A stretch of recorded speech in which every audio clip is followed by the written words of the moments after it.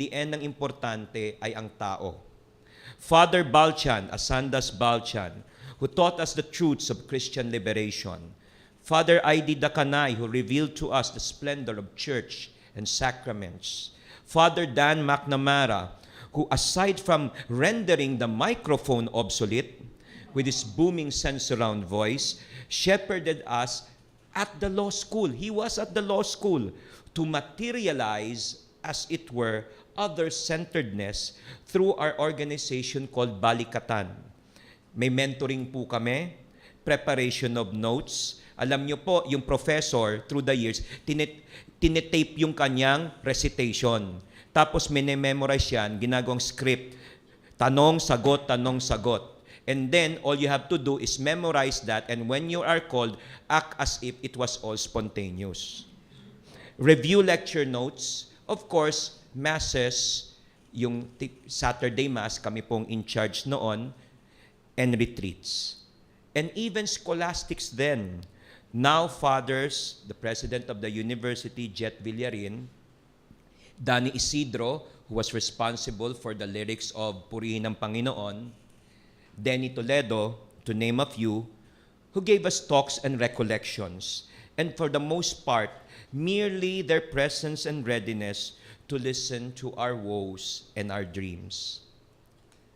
But for me po, ang paglilingkod ng bayan was something I really got from my moderator in ACIL, yung Ateneo Catechal Instruction League. My confessor and friend, the jolly Father Raul Rolly Derpa in the 70s, and during the 80s, Derps Bonoan. He was actually the first Jesuit that I met when he interviewed me for a scholarship application. And yes, dahil kay Derps, I got the scholarship. And it was in ACIL that I had my first foray into real paglilingkod ng bayan. The lesson preparations, yan po, Communion Day, ako po yung nasa kanan, kasama ni Bongga Basan, nasa stage na ngayon. The organization of Communion Days and other events dealing with the marginalized. I had the privilege to be assigned to a community center rather than a public school. Pumapasok po kami dun sa mga bahay, dun sa mga home visits. And one thing that I remember is that we had difficulty teaching the children about their Father God. Dahil siyempre po, in Baltimore Catechism, so to speak, and even the Catechism of the Catholic Church today, ang modelo po niyan, you will first say, sino ang Ama? Who is the Father? And they will go to examples in the family. Pero yung mga bata po doon sa depressed areas, binubugbog po sila ng father. So patay na lahat. No? Their father drinks, punches them, and their mom, and does not provide for them. Then how then do you explain the fatherhood, the loving fatherhood of our God to these children? Also, we dealt with government authorities. We had sock-out sessions, the prayer sessions, the one-week retreat, the condensed Ignatian retreat at the Sacred Heart Novitiate.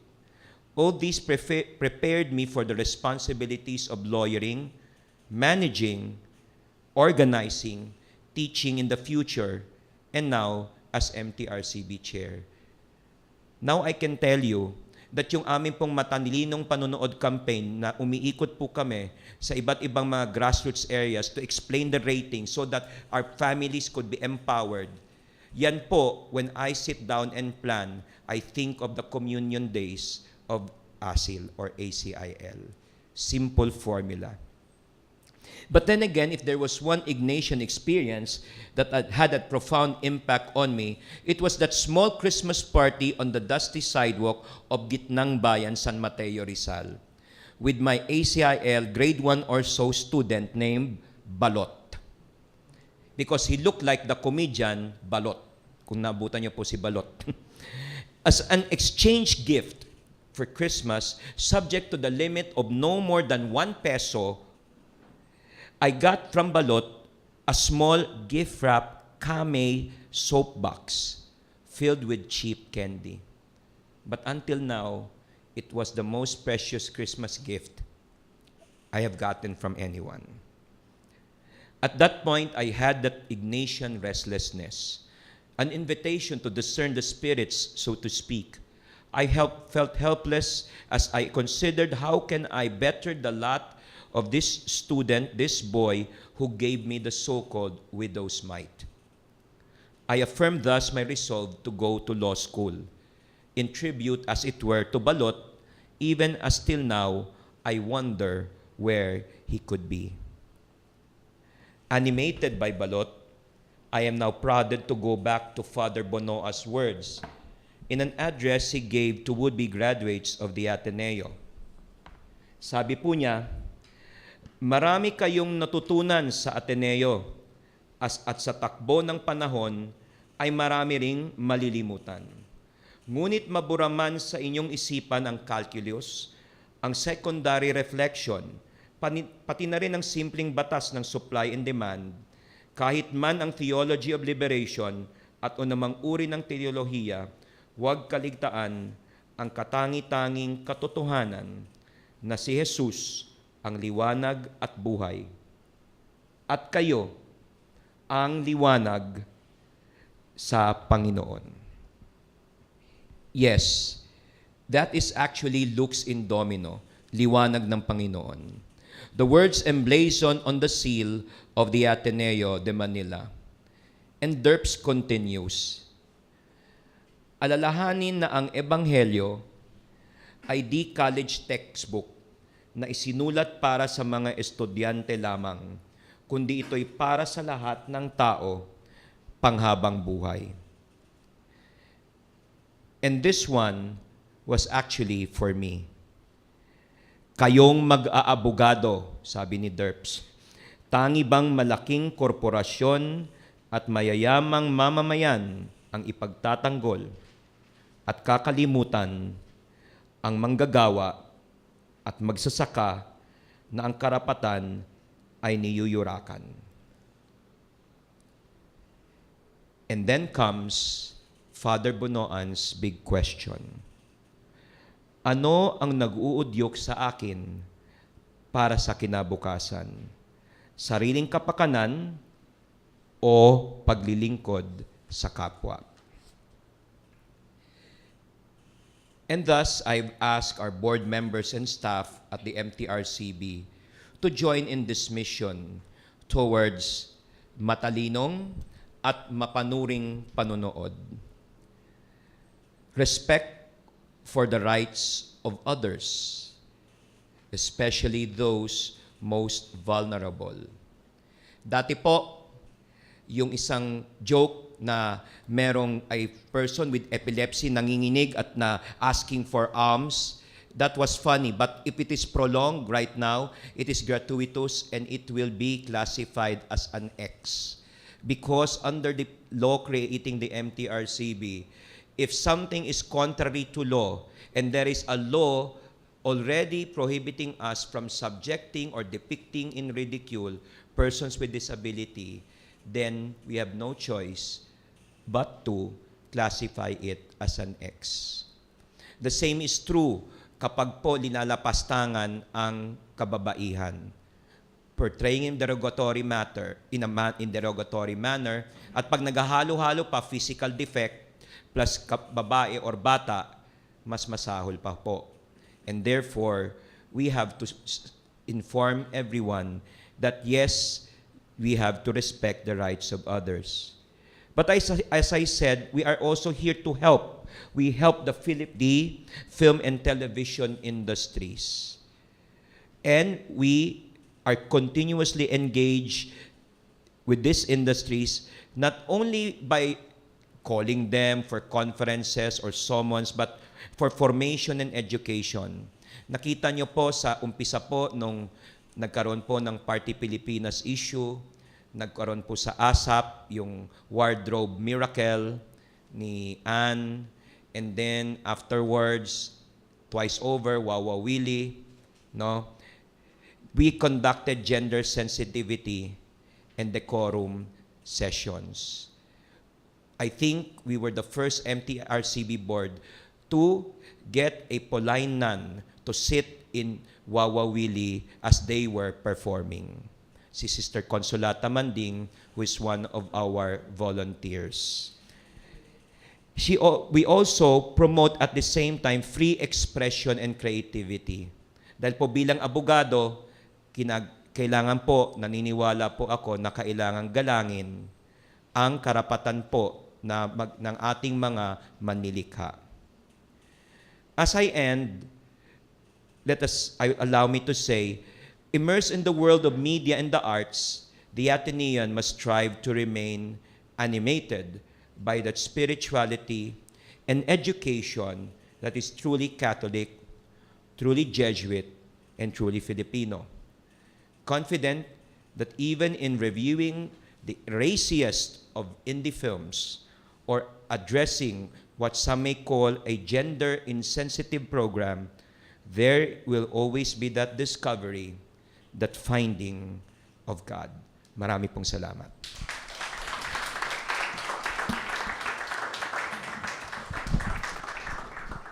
Thank you very much.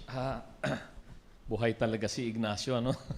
So, we have 20 minutes for our open forum. So I'd like to encourage everyone. We need not make this very formal, so we can make this an informal one. I have one microphone here. I understand we're being filmed. We might be reviewed later by MTRCB. This is for documentation purposes. So for those who wish to ask questions, kindly identify yourself. And it would be good also to identify your generation, like what batch. Kasi multi-generational tayo rito. And then state your question. Maybe you can give your degree before or what discipline you belong to. Okay? Anyone? Would anyone want to ask questions? Sige na, sabi nga nila, don't shy. Don't shy. Sige, ako na lang muna. Sabi nung kaibigan ko si Gang, tinanong niya yung kanyang nanay na medyo may edad na, sabi na, well, of course, it's talking about the wife, di ba? My husband's lover. Yun yung sa older generation. That was how she honestly thought about that. Anyway, yung tanong ko siguro, curious kasi ako, when did you first have this clear notion or inkling that you had something unique, that Ignatian character? Nung nasa mundo na kayo, kailan ba una kayong nagkaroon, biglang nagkamalay or tinamaan na iba yung dala-dala ko? Ignatian yung... Kasi maaring siguro hindi tayo conscious as we went about. Anyone, when was that bigla kang tinamaan, iba pala tong dala-dala ko?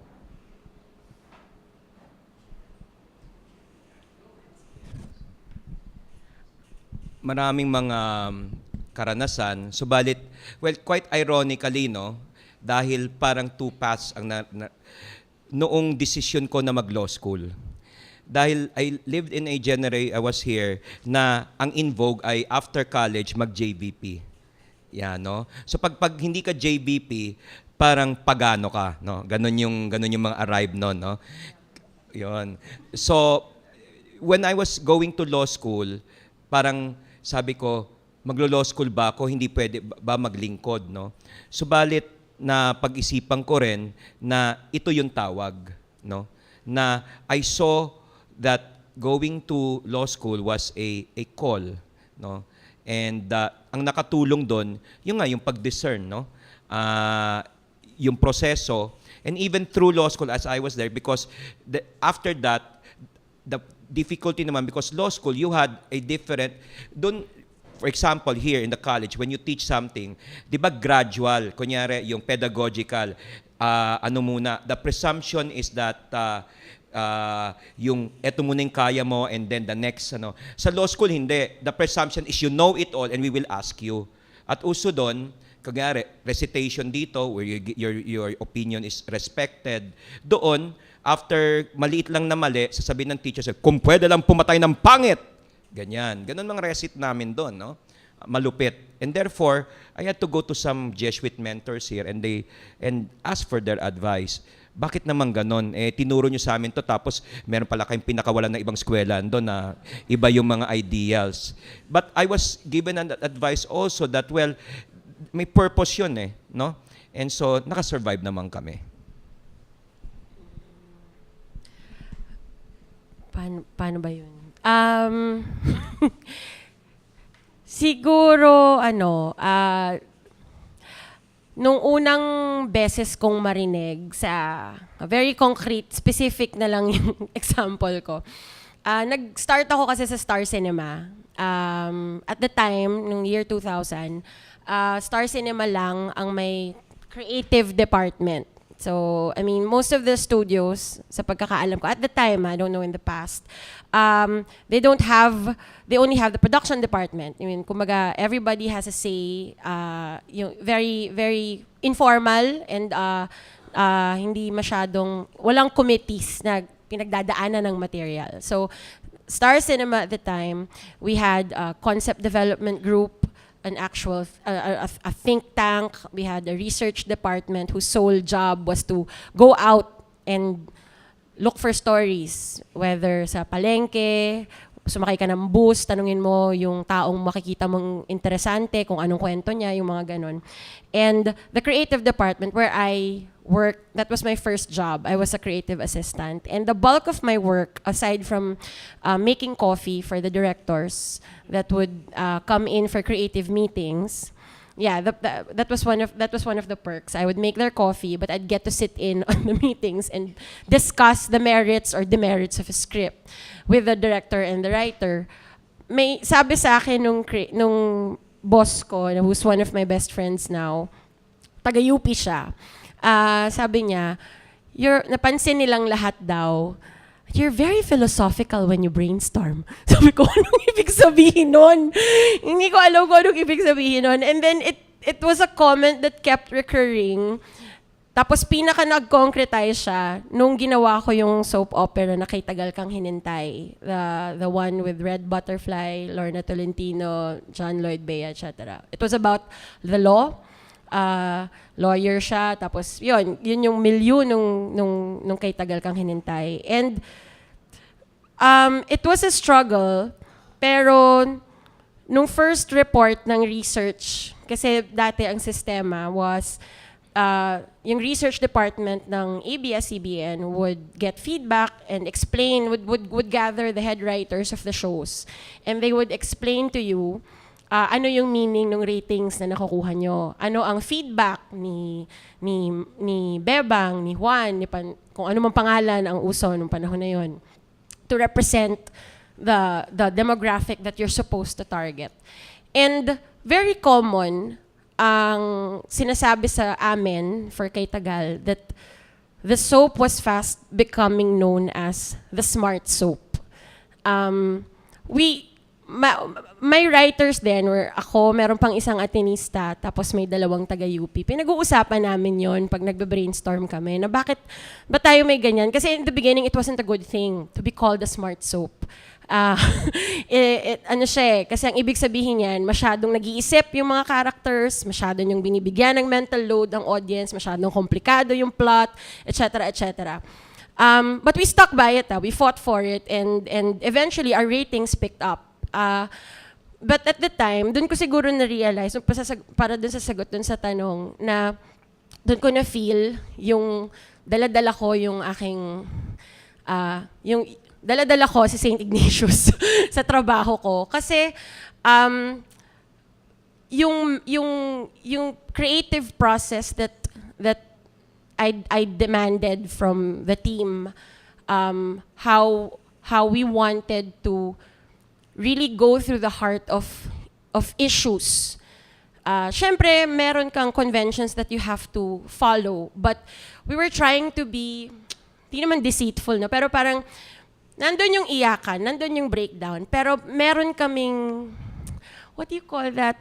Meron kaming agenda, meron kaming hidden agenda, na kukublian namin siya ng lahat ng trappings ng soap opera, pero meron kaming ipapasok na bagong idea, bagong way of doing things, bagong way of looking at a problem. Yung kaninang sinabi ko sa speech ko na a character quoted Aristotle to another character, which got us a lot of feedback. We had a character in Kay Tagal who was a law professor, si Johnny Delgado. Meron silang eksena ni John Lloyd Cruz, whose character's name is Yuri, has just lost his father. And Yuri's life was going was downward spiraling. Kasi depressed siya. And his law professor pulled him aside and said, "You're destroying your life."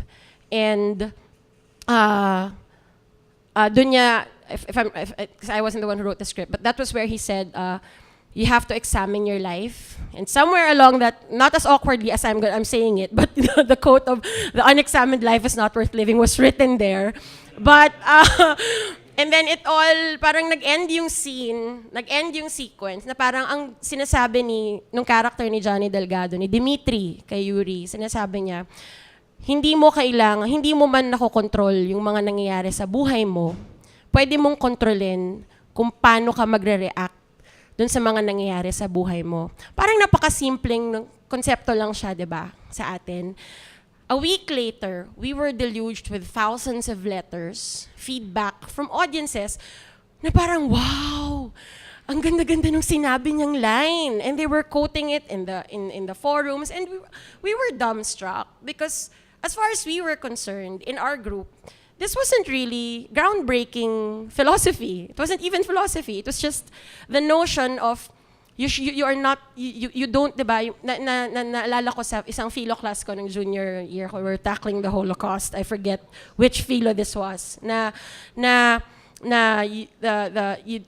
There's freedom even when you are imprisoned, because if your spirit is free and you are not controlled by what is happening around you, then you find your freedom. Yun yung basic tenet ng eksenang yon between Johnny and John Lloyd. Pero na-realize ko noon, nag-uusap kami ng director ko na merong iba dun sa show. At dun, it ran for 2 years. It was the last soap opera to run for 72 weeks. And dun ko siguro na-realize the first time na meron akong mako-contribute na iba that has a direct connection to to the education that I got. Yun.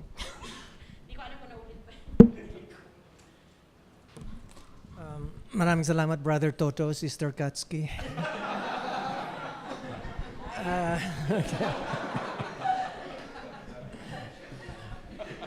Gaya nga ng sabi ni Father Bunuan, marami tayong natutunan sa Ateneo education, pero sa takbo ng panahon, marami tayong malilimutan. Yan yung isang nalimutan ko na, yung sagot sa tanong mo, Rene. So parang, honestly, I could not label it, that when it happened, or the inspiration is really the idea of Ignatian spirituality. Sa tingin ko siguro yung my whole 4-year stay in Ateneo helped a lot in forming me what I've become. No? So, bukod dun sa mga pinag-aralan, yun yung panahon ng pinag-aaralan yung Vatican II, medyo bago pa yung documents of Vatican II. Tapos, yun din yung panahon ng kamulatang panlipunan, social awareness. Parang kami yung transition between that, yung the beginnings of social awareness and yung mas active participation, no? Yung mga demonstration and everything. So, parang, yun nga. So, lahat ng mga pangyayari ngayon, yun ang humubog sa akin, no? Sa takbo rin ng pag-iisip ko at yung mga desisyon na ginawa ko pagkatapos ng college. Thank you. Questions? Sorry. Any questions from... Ayan, sige. Sabihin niyo rin kung para kanina. Good afternoon po sa inyo. Sir Villarreal, ito na po iniintay yung tanong. So, ako po si Paolo Pascua, second year. Hindi pa po graduate. Batch 2016 yata ako. And then, ang tanong ko po ay tukol nga po sa My Husband's Lover. So, dalawa po ang tanong ko, para especially po sa inyong dalawa, sa telenovelas and sa MTRCB. So number one, what do you think of the soap? Parang, is it subversive? Is it new? Ano ba siya? Same old formula ba siya na pinalitan lang ng characters? Or ganun. What do you think of the show? Is it good? Is it bad? Ganyan. And second one, nakikinig kasi ako sa radyo nung minsan, and then dinidiscuss nila yung soap. Tapos parang nagkaroon natin ng issue na parang may gustong parts na i-censor kasi daw masyadong sensitive yung issue. Pero tas ang na-raise nilang question, bakit gustong-gusto nating i-censor yung LGBT lifestyle, pero yung mga scenes like murder, kidnap, sobrang rampant sa mga telenovelas. Bakit ganun yung, ba't maraming murder, bakit sinesensor yung ganung issues? And thank you. Susan yan, kay Ma'am Susan yan na minsan, no? Okay, sige.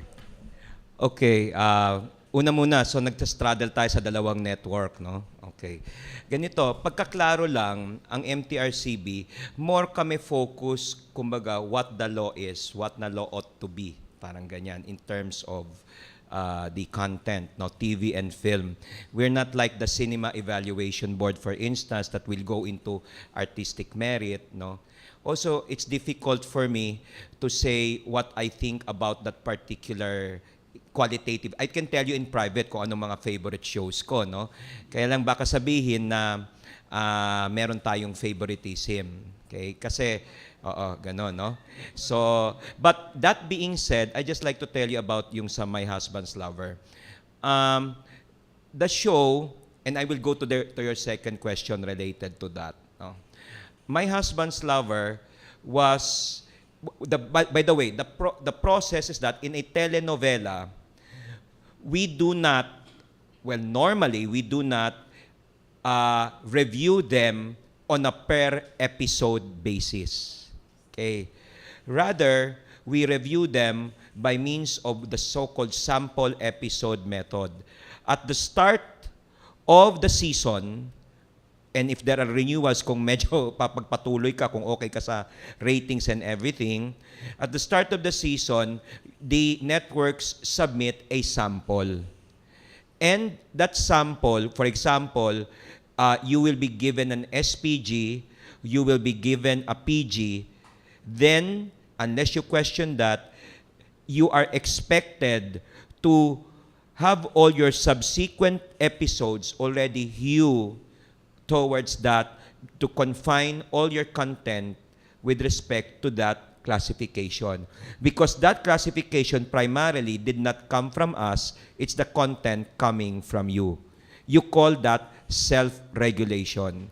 Dahil ayaw naman namin po na parang maging neurotic yung industriya na hindi pa lang nila naiisip, yun sinesensor. Second, we do not censor. At least I could speak for myself when I started with the Grace Polia Manzares board. We only review and classify. We never cut. Okay. That being said, My Husband's Lover in the sample episode got an SPG rating, but not in terms of sexual, but rather only of language and theme, tema. Because, of course, may konting racy aspect yon. Okay? But the language, you would notice, because the sample episode showed a young person lambasting an older person. Now, kung may nakita kami doon na violence or what, lalagyan rin ng karahasan, lalagyan rin ng violence. However, the two major networks, most especially, they follow this. For example, your telenovela, like yung kay Ma'am Inday, no? Minsan, no? And then, wag ka lang mawawala.